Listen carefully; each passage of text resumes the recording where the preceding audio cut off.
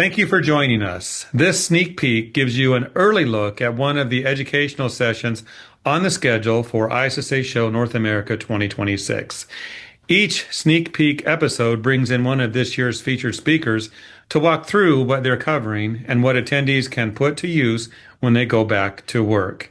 And to do this today, we're pleased to welcome to the program Drew Hart, who soon will be packing his bags like me to go to Vegas. Drew, welcome to the program. Thanks a lot. So I guess I'll start with just a brief introduction of myself. So I'm Drew Hart. I'm founder of Vinculum. We are a 100% Amazon-focused firm helping brands run Amazon. We function as a fractional Amazon department, or as an Amazon department. We work with a lot of founder-led brands, aggregators, private equity-backed brands as well. Before I started Vinculum, I was 10 years in Fortune 500. I went on a management rotation program spanning marketing, finance, operations, strategy. Got promoted very early on, decided to go into startups. That led me into management consulting, where I started building data and analytics platforms. On the side, I ended up building out 2 Amazon brands, sold those at the end of 2024.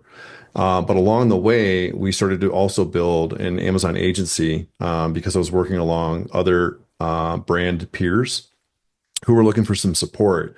So Vinculum right now, we manage over 50 brands. We're about 35 people strong, and we've been in business for 5 years now. Those watching this right now, Drew, are from the cleaning industry. They're selling products, making products, or cleaning buildings. So why don't you share what your presentation, the title of it, what it's about? Sure. So what ended up happening was we went to ISSA 2 years ago. We actually have one of the brands that we work with right now that focuses on PPE.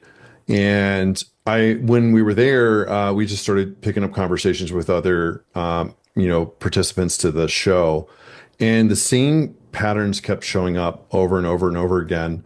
And they started to confuse me because there were workarounds for a lot of the objections and considerations for why Amazon does not work for many.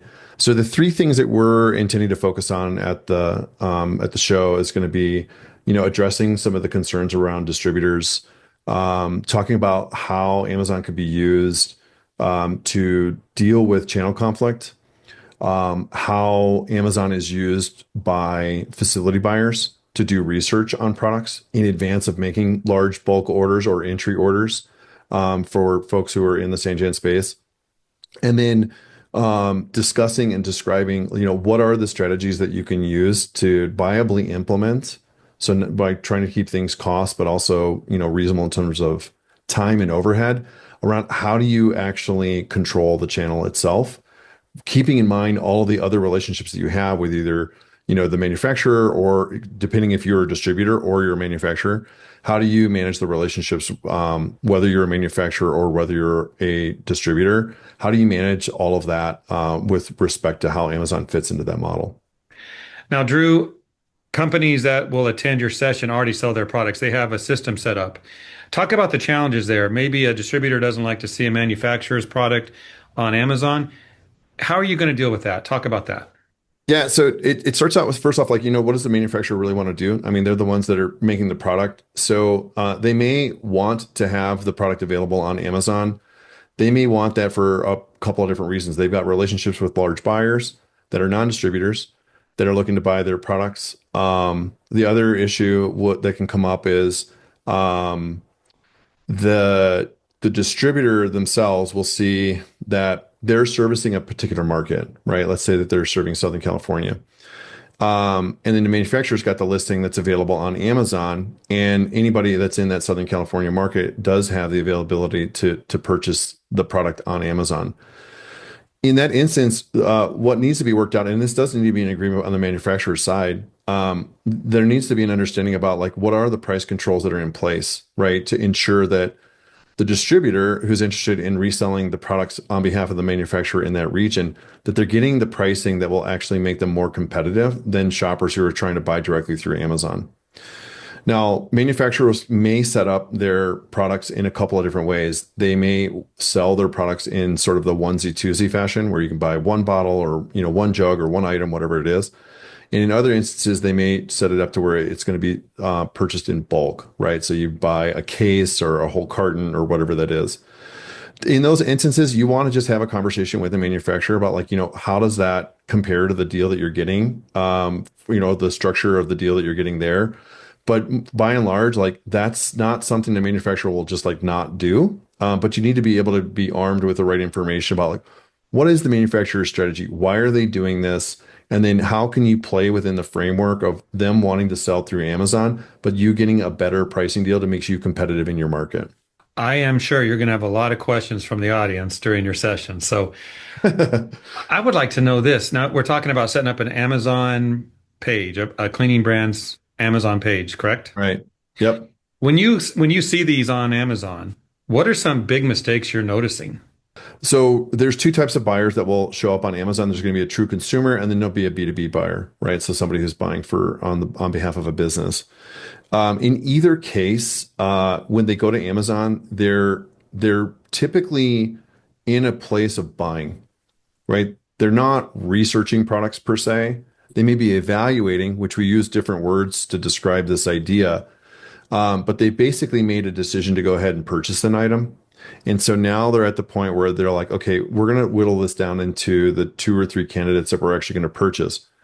Consumers, if you think about your own behavior on Amazon, if you're buying something simple like, I don't know, like an iPhone case or something, you'll look at two, three, four, five products in about 5 minutes, maybe eight. Each listing will get 30 seconds, maybe 60 seconds of your attention if you liked it. And then you'll make a purchasing choice at that moment. So a lot of the purchasing that happens on Amazon is visual. They'll do it on mobile. They typically don't do it on desktop, even B2B buyers. And what they'll do is they'll be looking at the graphics to be able to make a decision on whether or not this product is a fit for them. So what we commonly see across all categories is not just Jansan, but across all the different categories, what we see is that manufacturers or private label brands, what they'll end up doing is they will position the product really, really fact-based. You get 16 ounces, you get 3 units included in one, but they're not really saying like why this is going to be useful or add value to a process, save time, achieve better results. They don't really get into sort of the really detailed problem focus that the buyer is actually looking to do. If you can do that, I promise you, you will sell more products than your competitors, even if you're selling the same thing. So like if you just think about a standard cleaner, like a glass cleaner or something like that, you want to be talking about things like it will absolutely leave no streaks. You want to talk about how it's one wipe, like you're going to be doing the window with less time. And by the way, we're price competitive and it comes in a bottle that works, right? So things like that need to be addressed. Doing those things better than other sellers ends up you winning the sale, especially when shoppers are only spending 30 seconds trying to make a decision on your product. So my last question, and be honest about this, what's the biggest myth people still believe about selling on Amazon that makes you want to say, Drew, nope, that's not how it works? That you can't charge a price premium over low cost competitors in commodity areas. I don't think that's true. I think what ends up happening is everybody looks like a commodity. And so if you try to charge a higher price, you won't be able to charge a higher price because there's nothing to differentiate you in the market. Drew, great information. Thank you for sharing. So your presentation is Amazon as a digital sales engine for cleaning brands, Monday, November 16th at 11:30 a.m. Pacific time. Looking forward to being there. I'm excited. Yeah, I'll see you there.